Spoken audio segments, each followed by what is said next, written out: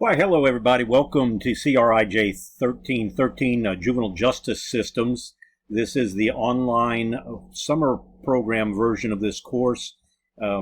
Just to give you heads up and warning, this is a 16-week course being taught in a 5-week period. So it's very doable, but there is a lot of work to it. So you're going to have to kind of tough this out and just keep that in consideration, that there is going to be quite a bit of work done. Many of you probably know me already, but for those of you that don't, I'm going to give you a very brief introduction to myself. My name is Craig Foss. I am the chair of the Criminal Justice Department here at Alvin Community College. I've been here since 2014. Prior to that, I'm a career twice retired police officer. Starting in police work back in 1979 with a brief stint with the Beaumont Police Department. I then went to work in Galveston, which I liked much better than Beaumont, and stayed there for 21 years, having worked in patrol, worked as in the identification division as a crime scene officer, worked in patrol again as a patrol supervisor.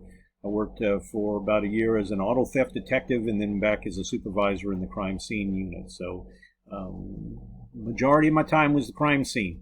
I retired in 2001 and went to work for the Dickinson Police Department. And got hired because of my forensic work and crime scene work, but I was given a caseload of working fraud case, and that was the one area of crime that actually went up and not down. Changes in technology made it kind of a full-time job by the time I retired. And again, 2000, right at the end of 2013, so I could start work in January 2014 here at the college. Educational background, I've got my bachelor's degree from Midwestern State University in an online program, and then went on to a weekend program for my master's degree at Sam Houston State, where it was a two-year program, and you went basically 1 week in a month for the entire 2 years, summer and winter, summer, and fall. So it was a really good program, and Sam Houston's a great place to go if you're all looking for a college to transfer to. Okay, we'll go ahead and get started in talking about this class. I'm going to go under the assumption that you know how to log into Blackboard. If you have any questions on that, and you're looking at this video because I sent you an email and you need help logging into Blackboard, send me another email and I'll make contact with you. Go to the college the pod page, and you get some help into logging in Blackboard there. But again, we're going to start with logging, considering that you know how to log into the class. And when you do log in, as I get myself out of the way, you should find yourself on the home page. This page will have the main thing you're going to see here is the announcements. I will be making a weekly video. It's only 5 of them because it's only a 5-week course, but weekly video called, a weekly update video. And I will send it out as an announcement so that you can, without logging into Blackboard, you'll be able to see the videotaped announcement. You're going to have to get back in Blackboard to do the work that I talk about, but at least you'll kind of have an idea of where you're at. The other thing on this page, one of them is what's due. Don't pay any attention to this. I'm not using due dates in Blackboard because of the nature of the way I have the course set up, where you have to complete one item before you move on. If I have due dates in there, it won't automatically allow you to do things like take the exam if you went past the due date. So you have to go by the due dates as they are posted in the weekly content, and we'll get to that in a minute. The next area we're going to look at is going to be the Start Here page. This is where you will find things like the syllabus. We're going to go over that in a minute, but let me scroll down and talk about the rest of things. Here is the course schedule. This is where you find due dates. You also can find it on the weekly content. Everything is due by the end of the particular week. So, week 1, you need to do an introduction, and you need to do chapters 1, 2, and the first half of the Texas Juvenile Justice. And it's a separate textbook. It's a free download coming from the Attorney General's office. You will have to take quizzes on each of the chapters and an introductory quiz, and you will have to do discussions for the first 2 chapters and to introduce yourself. We'll talk about the introductory quiz. We'll go ahead and talk about it now. The introductory quiz is going to be over material that you're getting in this video presentation and the APA presentation. It is set up that you must make a 100 on it before you will see any material that is available in the Chapter 1 section. So you're not going to see it until you have completed the Chapter 1 quiz or the introductory quiz with a 100. I have to know that you understand. I can't see your heads nodding in the online class. I have to know that you will understand what's going on by making that 100 on that quiz. You're also going to have to take a quiz on the sometime during the week on the research paper, and you'll have to also make 100 on that before you can go to Chapter 2. So that's another thing that's in there that you got to make 100. Again, these quizzes, all of them, you can take them over and over. You have to make a 70 on every other quiz before you can go to the next chapter. And that's not a big deal because, again, the questions don't change. They're the same. They're in different order, but the questions are the same, and you can retake them as many times as you want. So that's the entire list of the items, of the due dates for the course. It is subject to change. Don't look at the one on the video if you're taking this course in a later year than when I'm filming this. But it will be posted in Blackboard, and also it'll be in your syllabus. Next thing on here is the 2 textbooks that we have. One of them is going to be available from the bookstore, available from online. To make sure that you're getting the right edition of the book, you need to log into the bookstore and get the actual current edition, because they change quite often. Sometimes they change, at the last minute without me realizing they're changing. So, and very rarely is there hardly any major differences. The next book you have is going to be for the 2 chapters on Texas juvenile law. It is published by the Attorney General's office. It is available right here for you to just simply click the link, download it. If you want to print it out, you can. It's, let's see, about 42 pages long. If you want to print it, or you can just read it in an Adobe file. I would probably just read it in the Adobe file. Next thing on here will be my office hours.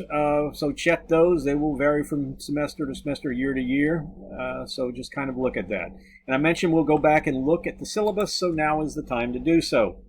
The majority of this syllabus is going to be standard language that will be in every course throughout the college. So we're not going to spend a lot of time on that. We will talk about the differences. The first thing is that this is not a self-paced course. You will be allowed to work ahead, but you must meet deadlines. So if you want to finish the entire course in 1 week and take all your exams, you probably aren't going to be able to get all the follow-up post to the discussions in, but you could get most of them done. Definitely could get them done by the 2nd week. More power to you. I wouldn't do that, but you can do it. However, you've got to make deadlines, so you can't work behind. You can work ahead, but not behind.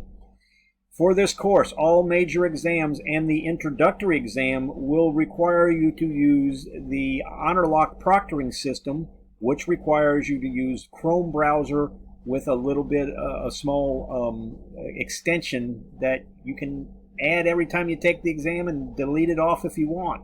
It's a very small extension.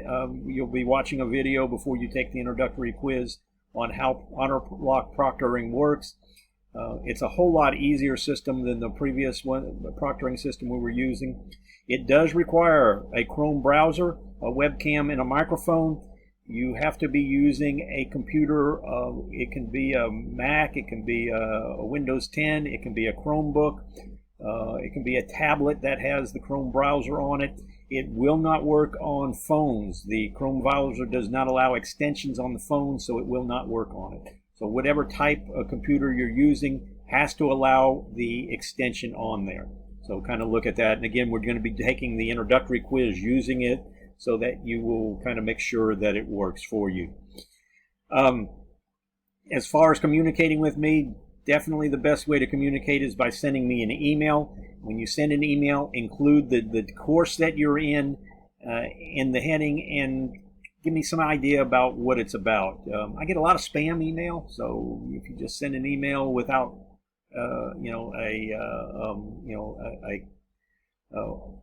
what it's about in the header, I may not read it. So it may get pushed over to the spam folder. So make sure you do that. Now, the course description. It's a study of juvenile justice programs to include specialized juvenile law, role of juvenile law, role of juvenile courts, role of the police agencies, role of correctional agencies, and theories concerning delinquency. Upon successful completion, the student will be able to identify and explain the historical and philosophical development of the juvenile system, to follow the case from the beginning of the process through the final word of the appellate courts, and to describe the individuals involved in the juvenile justice system. And again, we're going to spend 2 different chapters looking at the Texas law. And here again, we've got showing you the different chapters we're covering, and another copy of the course schedule. Exams. There will be 3 exams and a final exam. So actually 4 of them. The major exams will be 50 questions. They're multiple choice. Again, they're going to have to be taken with the honor lock system. You'll have 50 minutes to complete them. That's 1 minute per question, and they will be open book exams. So you will be able to use your book and your notes. You will not be able to use your friend Google, Alexia, Siri, whoever. And the proctoring software will kind of listen for you talking to one of those. So don't try it. It will alert me. It will alert me anytime you go off of the test page. If I look at it and you're reading your digital book, or you're reading your notes that you made, that's great. You're good. If you're doing a Google search, if you are using Quizlets or anything of that nature to help you with the test, that's not so great. That would be considered cheating, so just keep that in mind. You will also have a quiz for each chapter in the course. There are 2 different quizzes covering the Texas law, and the quizzes covering every chapter that we cover. Those quizzes will require a 70 to move on to the next chapter, and again, you can retake them, and I would suggest retaking them until you reach 100, because it will help your grade. Your grade, the way it's set up, it takes your highest score, not your last score. So if you've got a 90 and you take it and make an 80, you still have the 90. We'll spend a little bit more time talking about research paper when we get to the research paper tab. There is a separate video that will cover it and the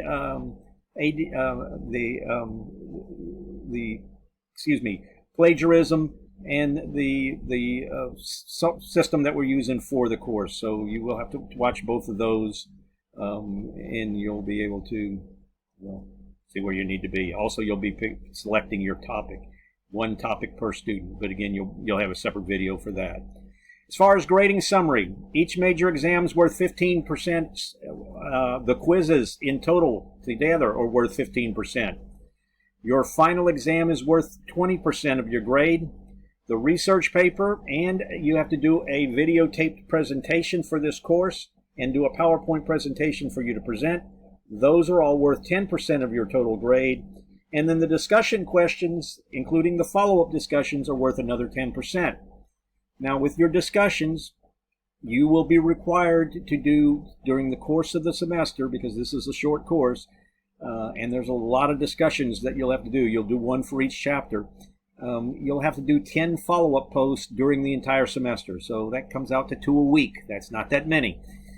Your discussion questions, other than the one to do with the introduce yourself, will all be exam reviews. You will look at the key topics, put your answer to them.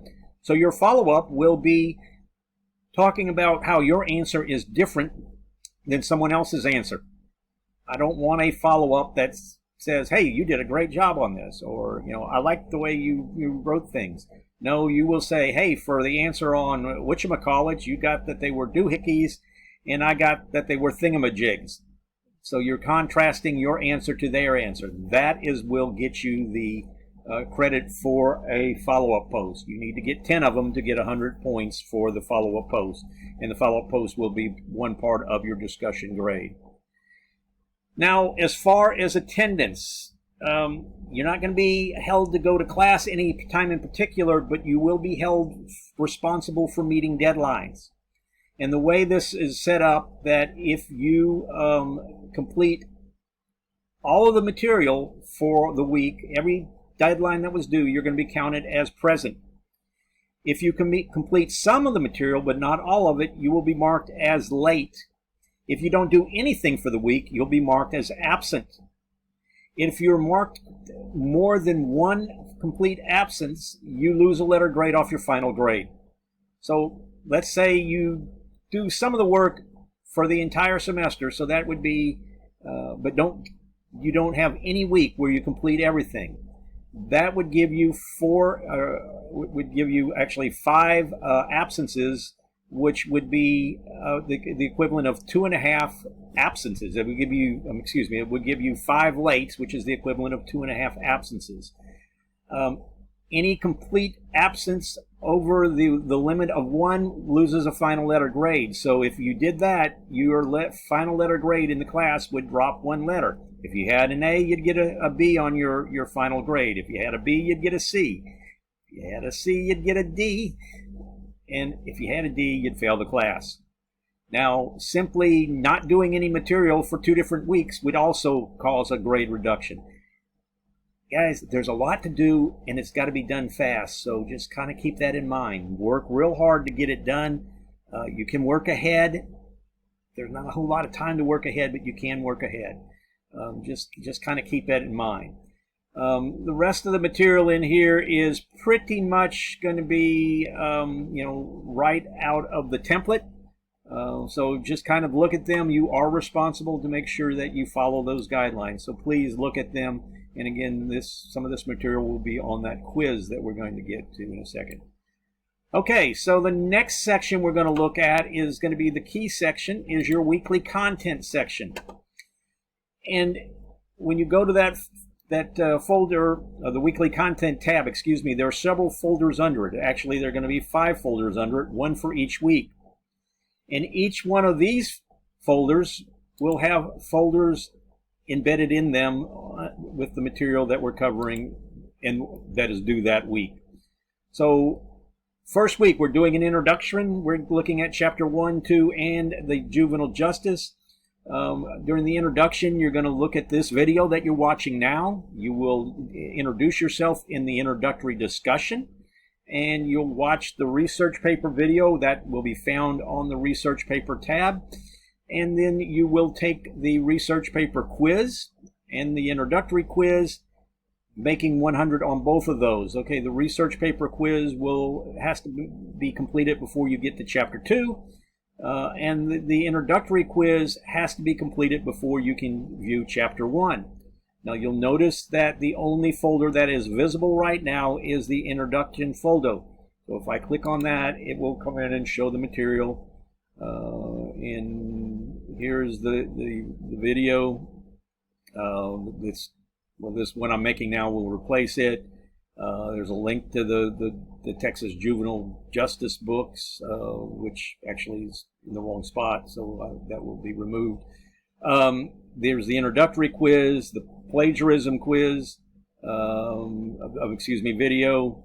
Got a short video on forwarding your email if you want to do that. I've got a video on the honor lock system, and then there's a link to the Introduce Yourself discussion group. Now, once you have made a 100 on this quiz, then the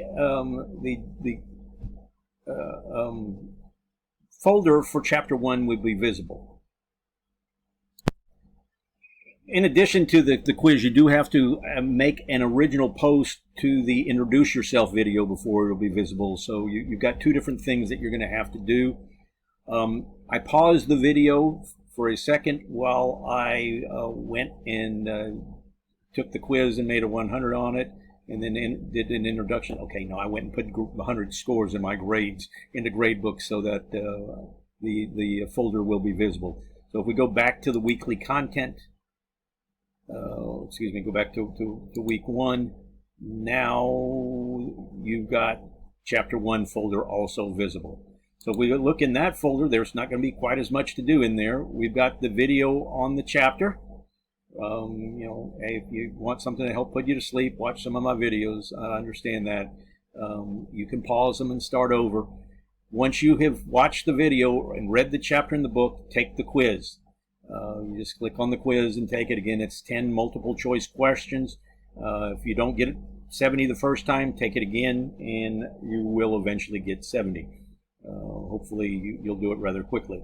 The next thing is the discussion. Now the discussion will have a doc file that you want to save to your computer. I'm opening it up right now. Give me a second. And in it you simply answer or put your notes, what you think the question on the test might have to do with ego identity, poor laws, what was Miller versus Alabama, the influence on juvenile laws in juvenile legal system in the U.S. There are several of them here. You will fill these out. You will then go to the discussion. Click on this link right here to bring the discussion up. You will then create a thread. Simply put your name in chapter 1 or whatever. Then you will go back to your file here. You would cut and paste it. I don't know if it's going to let me do it in this file here, but if you we'll see. But if it was a Word document, it would. You will simply cut and paste it. Oh, it let me do it. Cut and paste it into the system, and then you would hit submit. Of course, you do have to give it a title, whatever it would be. Probably just your name in chapter 1 will be enough. Once you have done that, you will be able to see other people's posts. So if you couldn't find an answer to a question, this would be a good place for you to look to see what somebody else got on it. You will need to do throughout the semester 10 follow-up posts to those discussions. So be sure to do them. Okay, when you get to a folder or a time when there's an exam, let's see, we'll go to chapter 2. There's just going to be a link to it. Okay, I'll get back to week 2. I'm sorry, I didn't mean chapter 2. In week 2, none of the folders is going to be visible. The only thing is going to be the exam. It just tells you the exam itself will not be visible to you for exam 1 until you've completed the juvenile justice system second part by passing the quiz with a 70 or better and participating in the discussion. And then if you click on the exam tab link, which was found right there on that page or found over here on the side, then we've got some instructions again on the HonorLock system.